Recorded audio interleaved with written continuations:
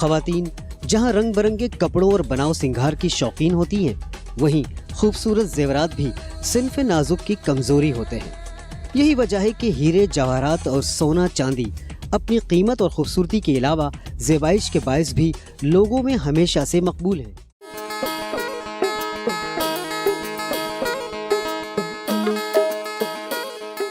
ये कहना गलत ना होगा कि पाको हिंद में सोने चांदी के जेवर के बगैर शादी का तस्वर भी मुमकिन नहीं। सोने का जेवर सकाफत में इस कदर रच बस गया है कि इस्तिताअत न रखने के बावजूद लोग उधार लेकर भी जेवरात का बंदोबस्त जरूर करते हैं। खाम धातों को खूबसूरत और बेश कीमत जेवरात में तब्दील करने का अमल मट्टी को सोना कर देने वाले उन कारीगरों का मोहताज होता है जो अपनी महारत में ऐसा मलका रखते हैं कि देखने वाला देखता रह जाता है। कारखानों में लाया जाने वाला सोना चांदी बहुत से मराहिल से गुजरकर खूबसूरत और दीदा ज़ेब जेवरात की शक्ल इख्तियार करता है। सोना लंदन से भी आता है और स्विट्ज़रलैंड से भी आता है, वाया दुबई आता है, दुबई से फिर पाकिस्तान में आता है और पाकिस्तान से कराची आता है, कराची से मुल्क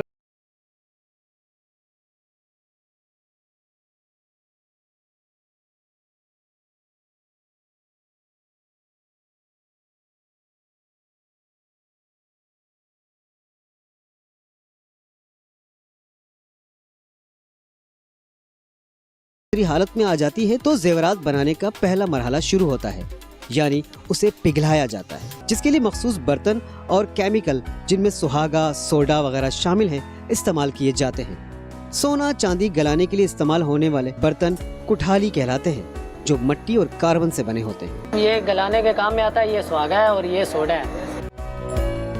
ये चांदी गल चुकी है और ये मैं निकाल रहा हूँ। सोने या चांदी को पिघलाकर रेजे पर डाल दिया जाता है। रेजा दरअसल एक सांचा होता है जिस पर पिघली हुई धात डालने का मकसद उसे खास शक्ल देना होता है। ठंडा होने के बाद धात एक लंबूतरी शक्ल में ढल जाती है, जिसे रेनी कहते हैं। ये ठंडा हो गया, अभी ये तैयार है। इसका जाके पतरा खिंचवा के जो है ना हम लोग जेवर बना सकते। सोना भी इसी तरह ही होता है और उसका भी जो है ना रेनी बना के पतरा वगैरह खींच के जेवर तैयार होता है। ये रिफाइनिंग और रेनी बनाने के बाद तार पतरा बनाने का मरहला आता है। इस काम के लिए मुख्तलिफ अक़साम और साइज की मशीनें इस्तेमाल होती हैं, जहां माहिर कारीगर तार और पतरा बनाने का काम करते हैं। रेनी यानी सोने और चांदी के तार को मशीनों से गुजारकर आहिस्ता आहिस्ता बारीक कर लिया जाता है, जिससे जेवरात के मुख्तलिफ हिस्से कुंडे या हुक वगैरह तैयार किए जाते हैं। मशीनों में लगे मुख्तलिफ सांचे रेनी को मुख्तलिफ शक्लों में ढाल देते हैं। चूड़ियाँ वगैरह बनाने के लिए धात को पतरी की शक्ल देना होती है, इसलिए रेनी को मशीन से बार बार गुजारकर पतरा तैयार किया जाता है। पतरा बनाने के बाद जेवरात तैयार करने से कबल उन पर डिजाइनिंग का मरहला भी आता है। डिजाइनिंग के लिए मखसूस मशीन इस्तेमाल की जाती है, जिसमें लगी डाइयाँ सादा पतरियों को खूबसूरत डिजाइन में तब्दील कर देती है। ये सोना है, ये इसमें कटर में जाएगा।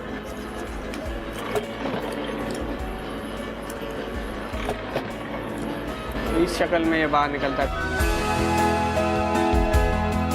मुख्तलिफ इलाकों के रहने वाले मुख्तलिफ डिजाइन पसंद करते हैं, इसीलिए जेवरात की डिजाइनिंग भी मखसूस होती है। ये झूमर है, ये हमारी डिज़ाइनिंग है। ये सारा यही मैन्युफैक्चरिंग वगैरह होता है, कटिंग होता है, डिज़ाइनिंग बनती है, फिर ये पूरे वर्ल्ड वाइड मतलब जाता है, दुबई वगैरह। पतरे पर डिजाइन बनने के बाद जेवरात की बुनाई शुरू हो जाती है। सोने या चांदी के छोटे छोटे टुकड़ों को महारत से खूबसूरत अंदाज में जोड़कर दीदा ज़ेब जेवरात तैयार किए जाते हैं। यूँ तो मुख्तलिफ डिजाइन के जेवरात बनाने के तरीके और उन पर सर्फ होने वाला वक्त भी मुख्तलिफ होता है। जैसे हार बुंदों के एक सेट की तैयारी के लिए कारीगर को 5 से 6 घंटे दरकार होते हैं। ये जो सा मैंने डिज़ाइन बनाया है इस शेप में आएगा बिल्कुल। इसमें भी काम थोड़ा बहुत बाकी है, जैसे ये पीस लगे हुए हैं, ये भी आएंगे, अभी नग लगेंगे। अभी चूड़ियाँ बनाने का काम ज़्यादा मुख्तलिफ और मुश्किल होता है। हमारे पास रेनी आती है, उसको हम तार पतरे पे खिंचवा के ये पतरा बनवाते हैं। अब ये पतरा बन गया, अब ये आपके सामने के बिल्कुल ये पतरा है। फिर इसे हम उभार करते हैं। उभार के लिए हमारे पास मशीन है, उसकी गिट्टियाँ होती हैं, उसमें हमें जैसा उभार, ये फ्लैट उभार चाहिए तो इस पर फ्लैट उभार आ जाता है, गोल उभार चाहिए तो गोल उभार आ जाता है। इस पर डायमंड टूल लगते हैं, डायमंड टूल से उसकी ये कटिंग होती है जो आपको नज़र आ रही होगी इसके ऊपर। तो हम फिर उसको कॉपी करते हैं दूसरी चूड़ी के ऊपर या उससे अच्छा करने की कोशिश करते हैं। चूड़ी और उस पर डिजाइनिंग करने वाली मशीन पर काम करने के लिए बहुत ज्यादा महारत की जरूरत होती है। जरा सी गलती की सूरत चोट लगने और माली नुकसान का अंदेशा होता है। चूड़ियों की डिजाइनिंग के लिए मशीन पर नंबर्स की सेटिंग की जाती है। ये क्रॉस कट आप देख रहे होंगे, काटी बनी हुई है। अब उसको बनाने के लिए, काटी बनाने के लिए मेरे को अब ये 20 पे लाना पड़ेगा। एक क्रॉस इधर से लग गया, एक क्रॉस इधर से लग गया, सवाल जवाब आके काटी बन गई इसके ऊपर। ये गोलियां, छोटी छोटी गोलियां और ये चांद, ये चूड़ियां मुकम्मल हो चुकी हैं, तैयार हो चुकी हैं।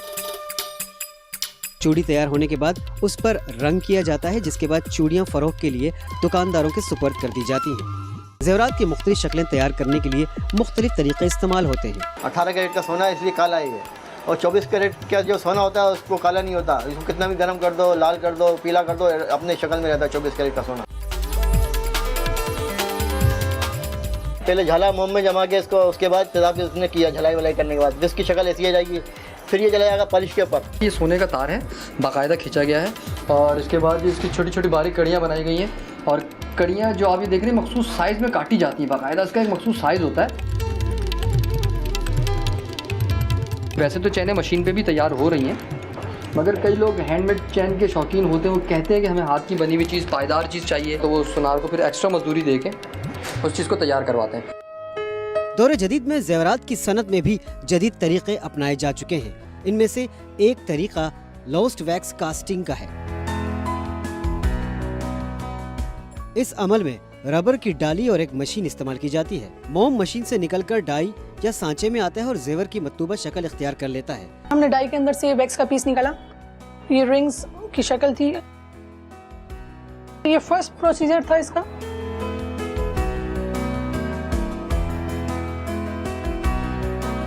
अगर एक से ज्यादा जेवर बनाने हो तो उन्हें एक ही साथ मुख्तलिफ शाखों से लगाकर एक बड़ी शाख से जोड़ दिया जाता है। इसी वजह से उसे ट्री भी कहा जाता है। जैसा कि आप देख रहे हैं ये झाड़ बन चुका है और इसके बाद अब ये नेक्स्ट स्टेज में जाने वाला है।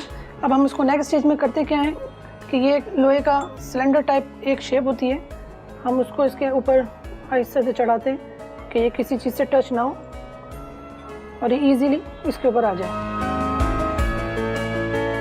उसके बाद इसके अंदर एक सील लगती है, वैक्स की सील होती है।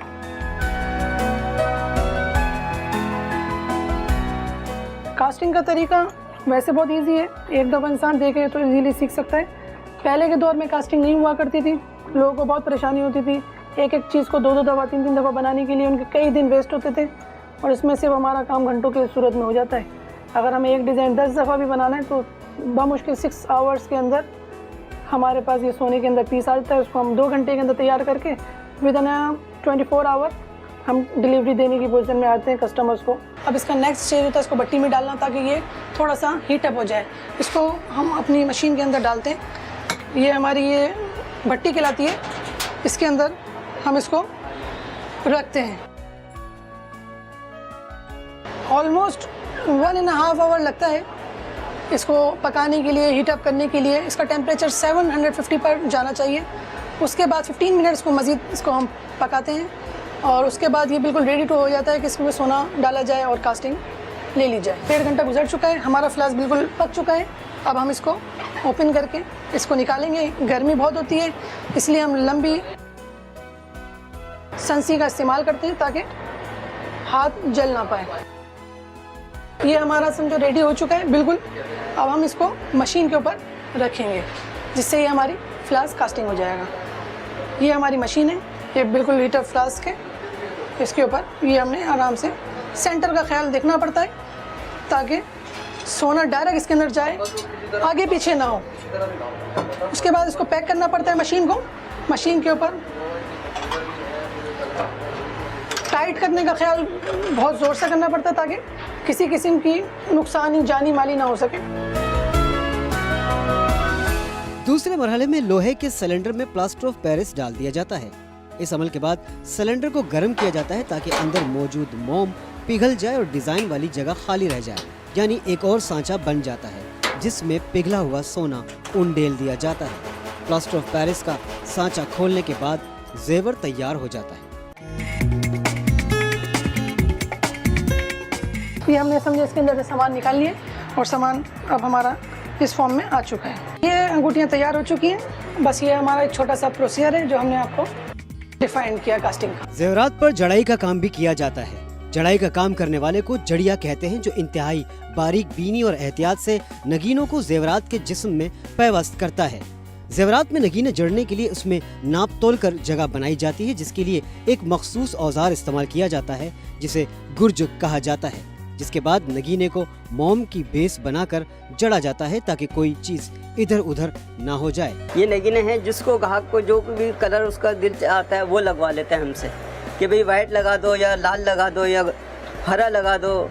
इससे नगीना बिठाया जाता है और इस तरीके से इससे दबाते हैं। जब ये दब जाता है तो फिर इसके ऊपर कांटे जो हैं चारों तरफ से ऐसे बिठा देते हैं इसके ऊपर, तो ये बैठ जाते हैं कांटे इसके ऊपर आन के, तो ये समझ लो ये नगीना बैठ गया है इस वक्त। छिलाई की कलम है ये, इससे सोने को काटना पड़ता है, उसमें डिज़ाइनिंग बनानी पड़ती है, उसके बाद फिर वो नगीना उसमें लगाना पड़ता है डिज़ाइनिंग के हिसाब से। डिज़ाइनिंग में जो कलर वो दुकानदार या ग्राहक बताएगा कि ये कलर लगाने हैं, उसी के हिसाब से कलर लगा के देते हैं हम उसको। जेवरात की मुकम्मल तैयारी के बाद आखिरी मरहला इन पर पॉलिश और छिलाई का होता है।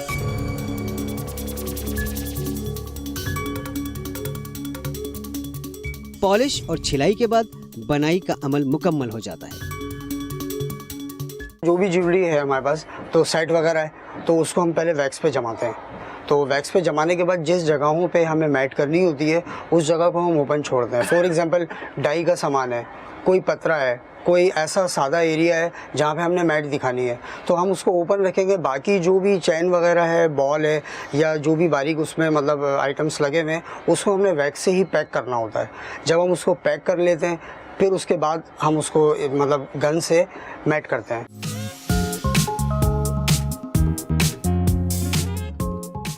अगर कस्टमर डिमांड करता है कि यार मुझे मैट के साथ कटिंग चाहिए, छिलाई चाहिए, तो फिर हम उस मैट के ऊपर जब कटिंग करते हैं तो उस पर डिज़ाइनिंग वाज़े होती है, एक चमक, एक शाइन होता है वो पुर्जा, और जो पॉलिश का एरिया होता है वो भी अपनी जगह चमक रहा होता है। छिलाई में मतलब मशीन यूज़ होती है और इसके टूल्स वगैरह होते हैं जो कि मतलब हमारे हमसाए मुल्क से आते हैं और दीगर स्विट्ज़रलैंड वगैरह से भी आते हैं, लेकिन वो कॉस्टली बहुत होते हैं। अभी मैं इसमें टूल फिट कर रहा हूँ, मतलब मैंने पुर्जे के हिसाब से कि मुझे कौन सा टूल यूज़ करना है तो मैं वो निकाल रहा हूँ। अभी मैंने इस पर काम शुरू करना है। ये मैं पहले इस पर छील रहा हूँ, चैन छीलूँगा मैं इसकी।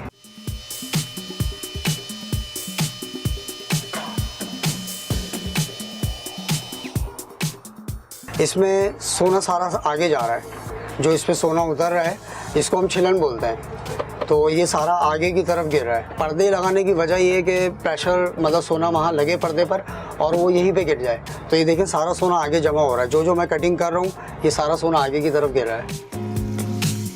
अल्हम्दुलिल्लाह हमारे पाकिस्तान में भी उस लेवल का काम है माशाल्लाह। यहाँ पे मतलब एक से एक मायानाज कारीगर हैं जो कि बेहतरीन डिज़ाइनिंग करते हैं। पाकिस्तान से दुनिया भर में काम एक्सपोर्ट होता है, अमेरिका में, जर्मनी में, इटली में, जापान में, तो दीगर तरक्की याफ्ता ममालिक में भी अल्हम्दुलिल्लाह हमारा पाकिस्तान से काम जाता है।